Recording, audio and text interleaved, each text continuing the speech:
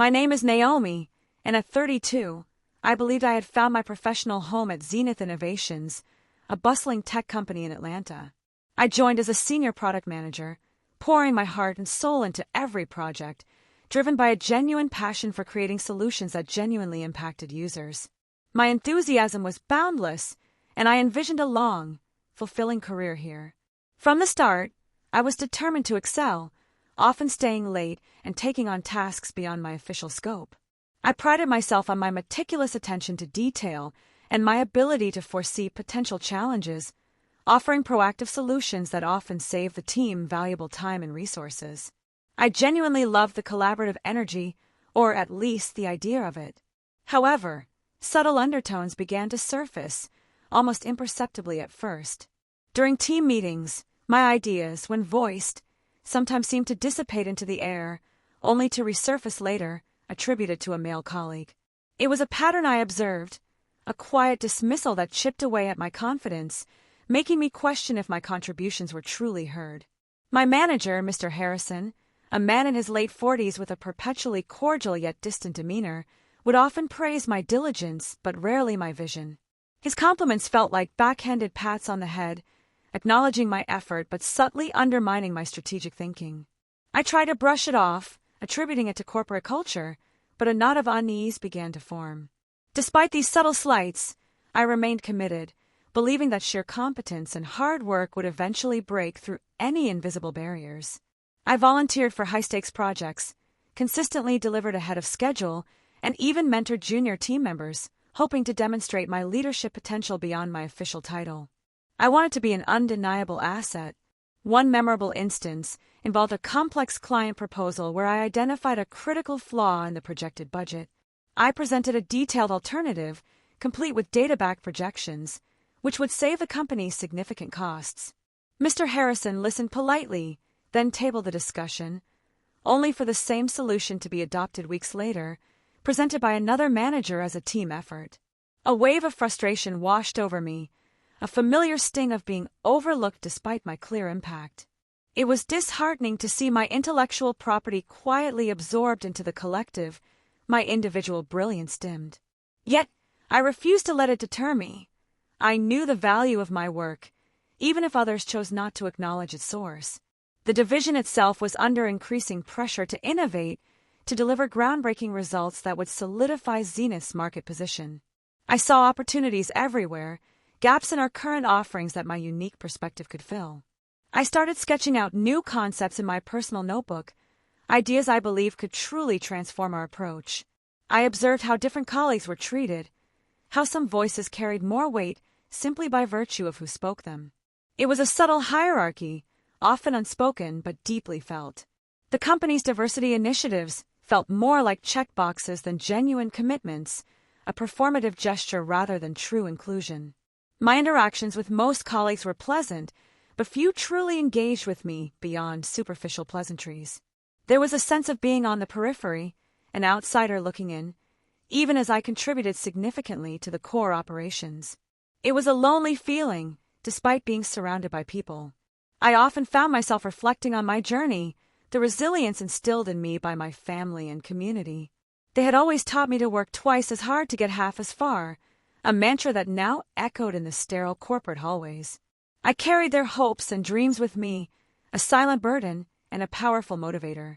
The atmosphere in the office, once vibrant, seemed to grow heavier, laden with unspoken tensions. I sensed a shift, a growing unease among the leadership, though I couldn't pinpoint its exact source. It felt like a storm was brewing, and I was caught in its silent approach. Despite the growing discomfort, my determination only solidified. I resolved to continue excelling, to make my contributions so undeniable that they could no longer be ignored or dismissed. My passion for innovation was a fire within me, too strong to be extinguished by subtle slights or professional invisibility. I knew my worth, even if the corporate ladder seemed rigged against me. My ideas were valuable, my work was impactful, and my presence was essential. I would not shrink. I would expand, finding new ways to make my mark, to ensure my voice was heard, even if it meant building my own platform. As the days turned into weeks, a premonition settled in my gut. Something significant was about to change, something that would test my resolve like never before. I braced myself, ready to face whatever challenge lay ahead, armed with my intelligence and an unshakable belief in my own capabilities. The summons to Mr. Harrison's office arrived via an abrupt calendar invite, devoid of context, simply labeled discussion. My heart gave a nervous flutter, but I pushed down the apprehension, assuming it was about a new project or perhaps even a long-overdue promotion. I walked in, trying to project an air of calm confidence. Mr. Harrison sat behind his large mahogany desk, his expression unusually grim, flanked by a human resources representative I barely knew.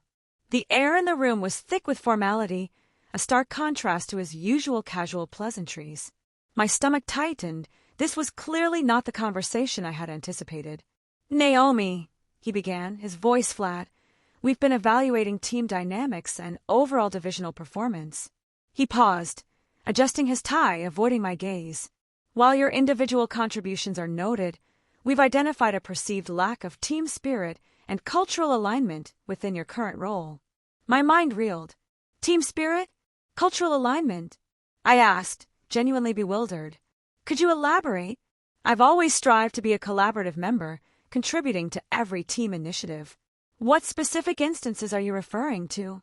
I searched his face for answers, but found only a blank wall.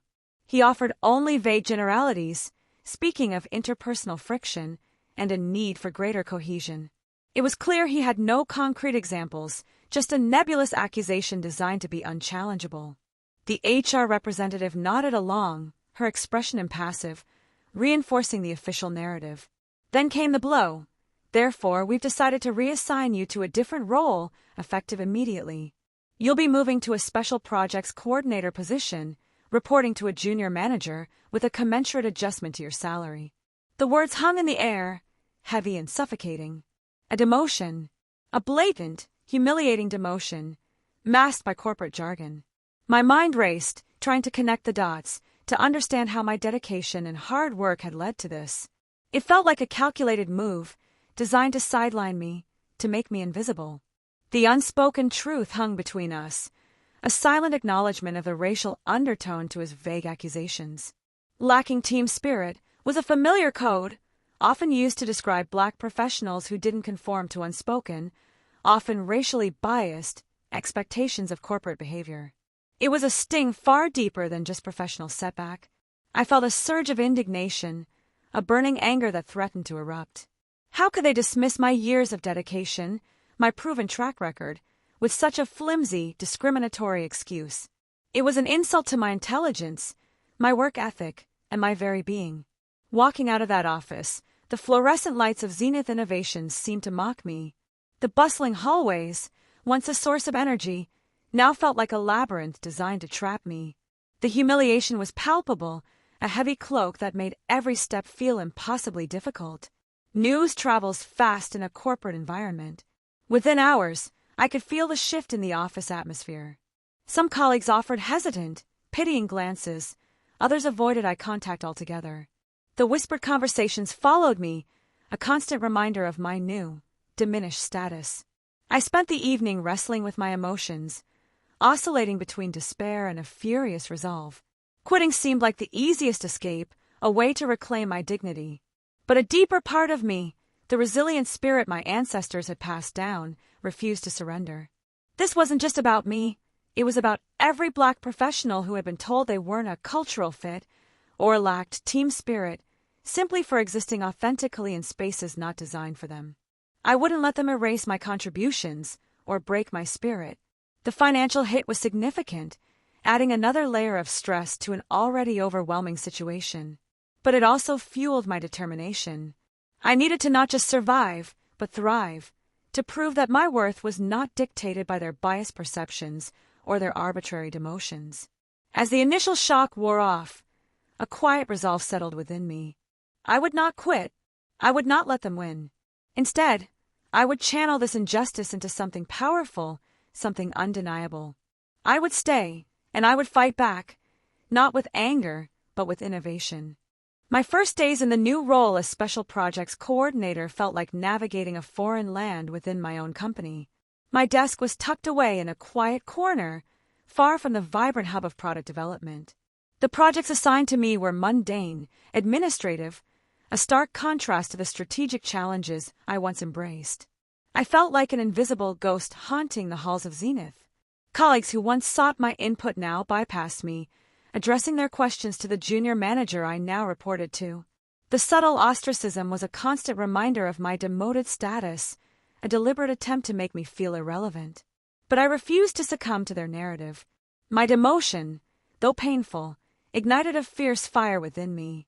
It became a crucible, burning away any lingering self-doubt and forging a new, unyielding determination. I would not let their prejudice define my capabilities. I started observing the division with a new, critical eye.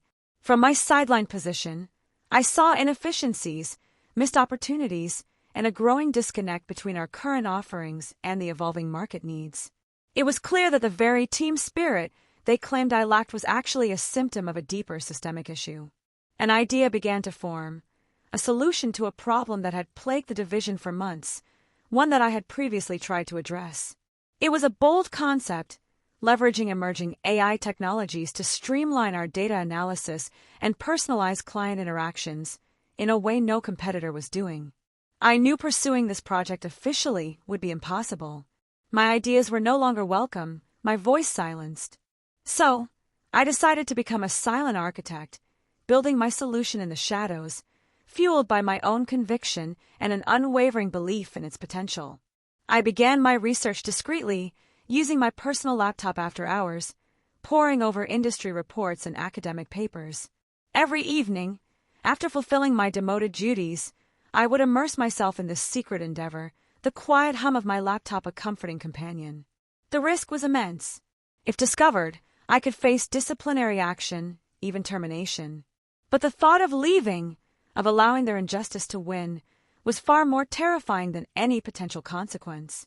This project became my lifeline, my way of reclaiming my professional identity. My motivation transcended personal vindication. I genuinely believed this innovation could revolutionize the division, pulling it out of its stagnant state. It was a solution born not of anger, but of a deep understanding of the market and a desire to see Zenith truly succeed.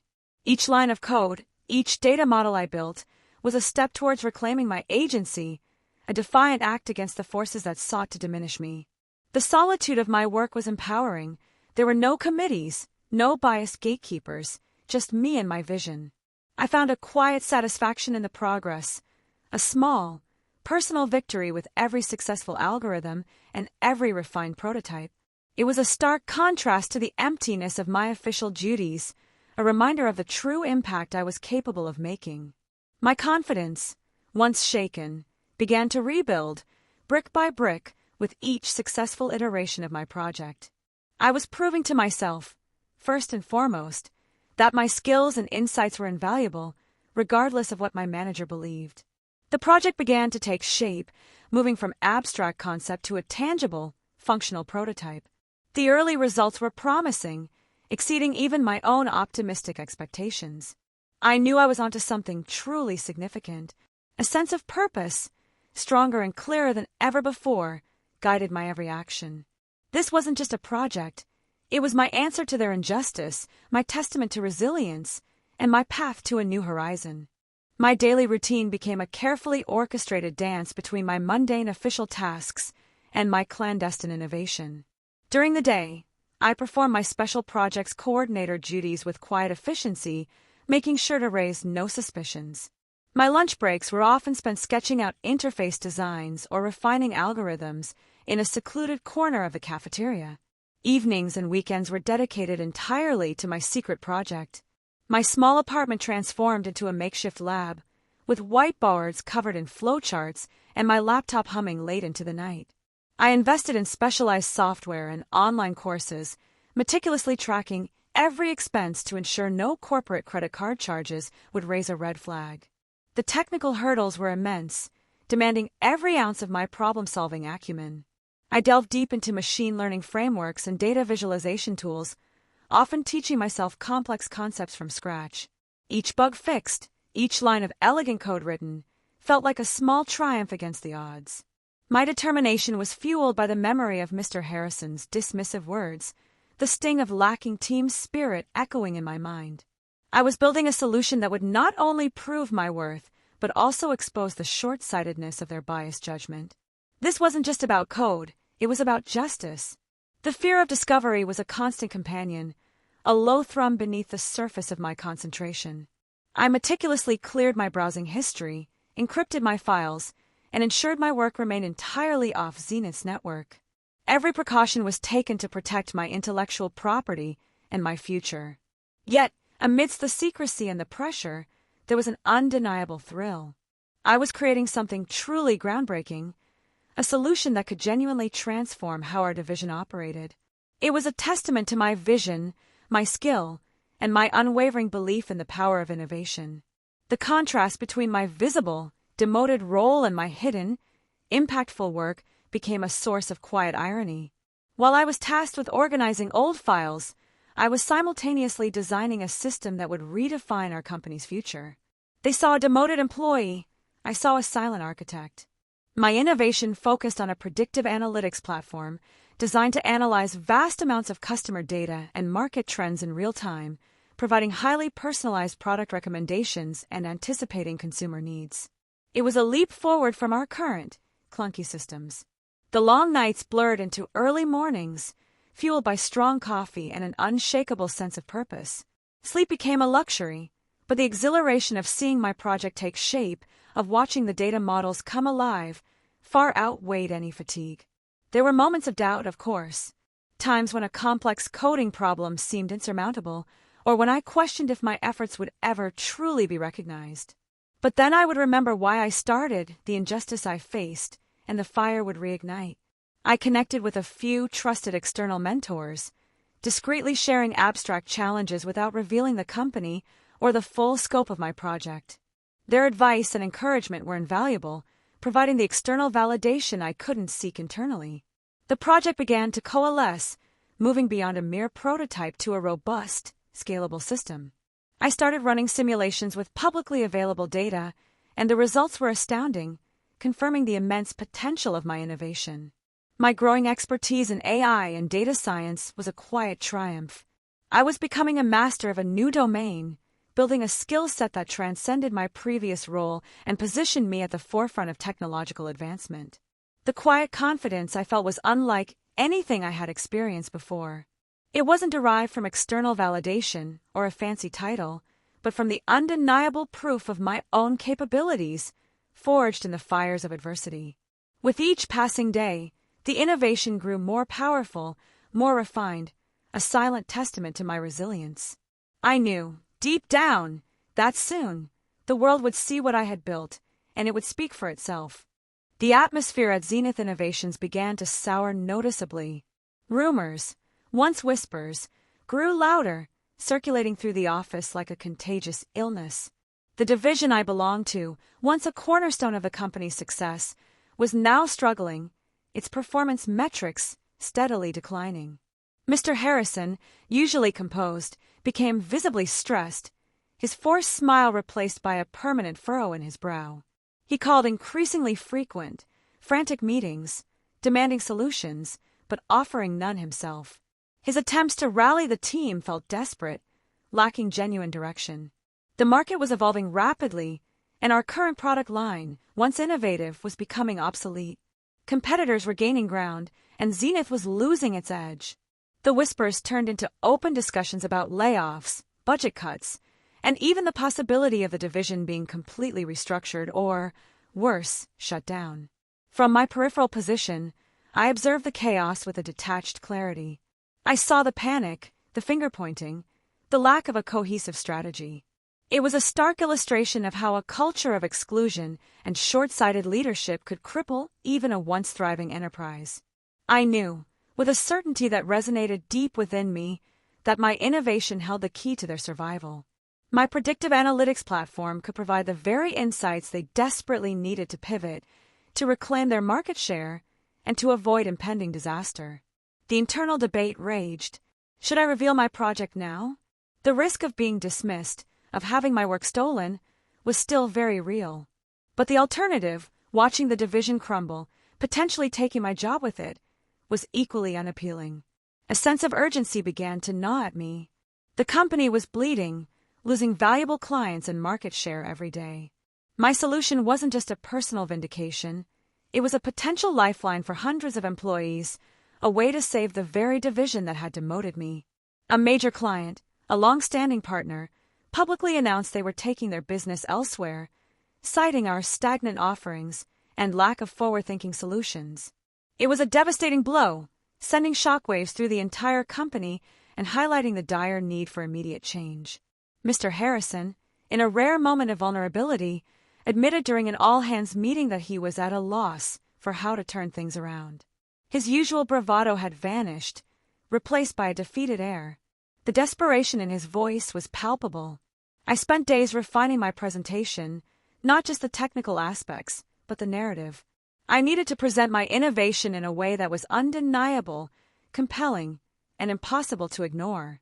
This was my moment, and I had to seize it.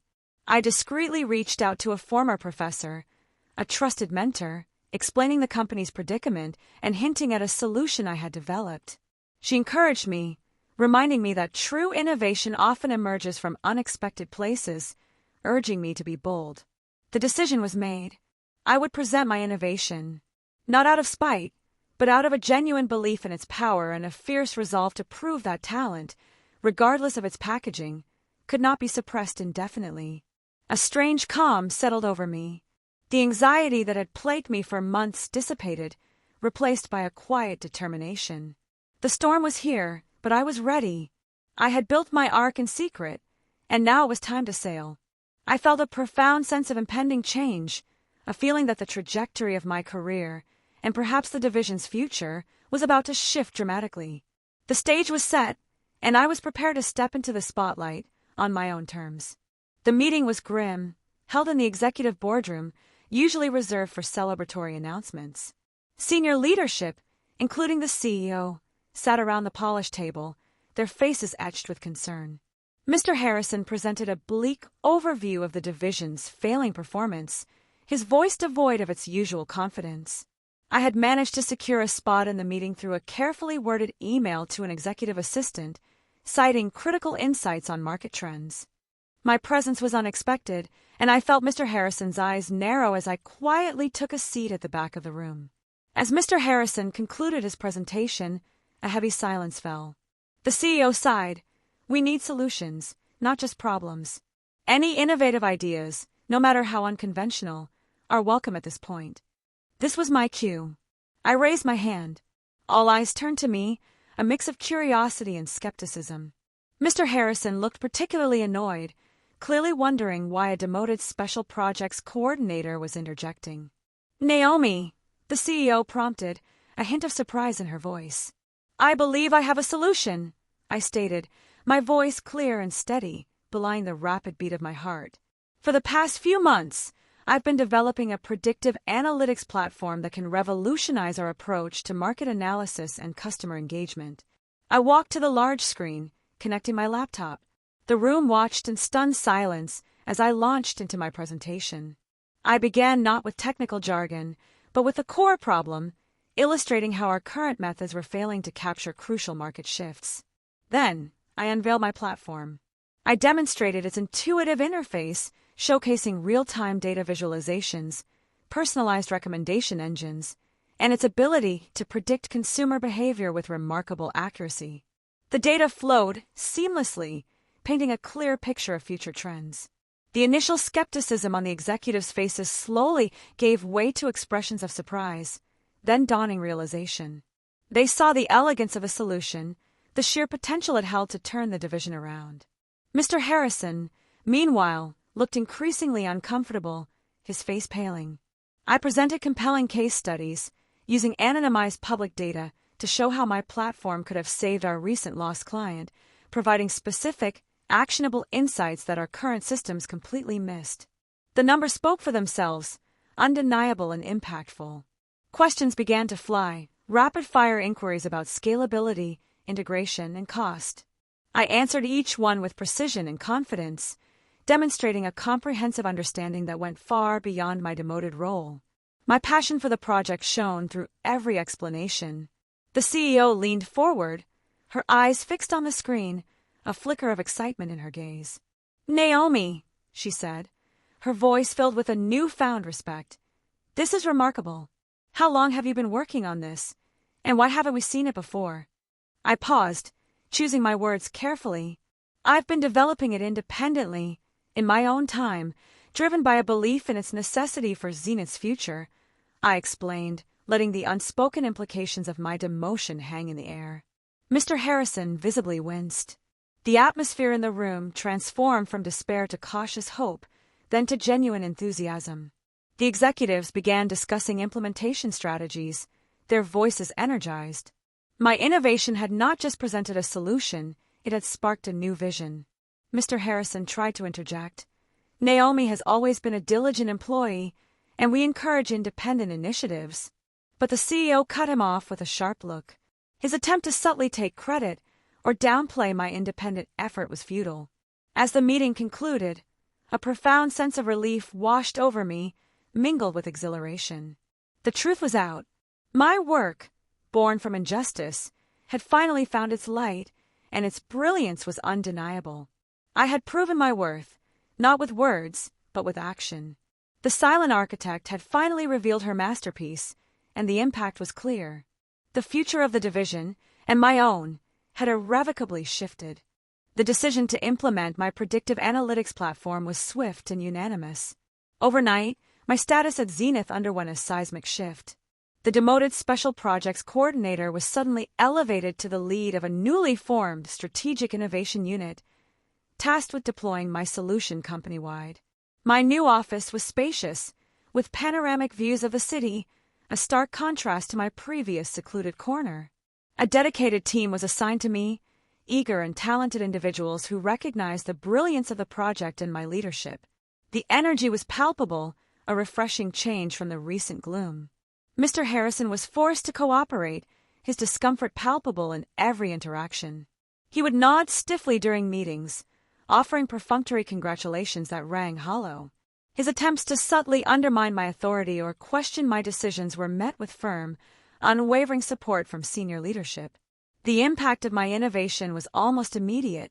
Within weeks of its partial deployment, our sales figures began to climb, market share stabilized, and customer satisfaction scores soared. The platform provided insights that allowed our sales and marketing teams to target campaigns with unprecedented precision, leading to remarkable returns.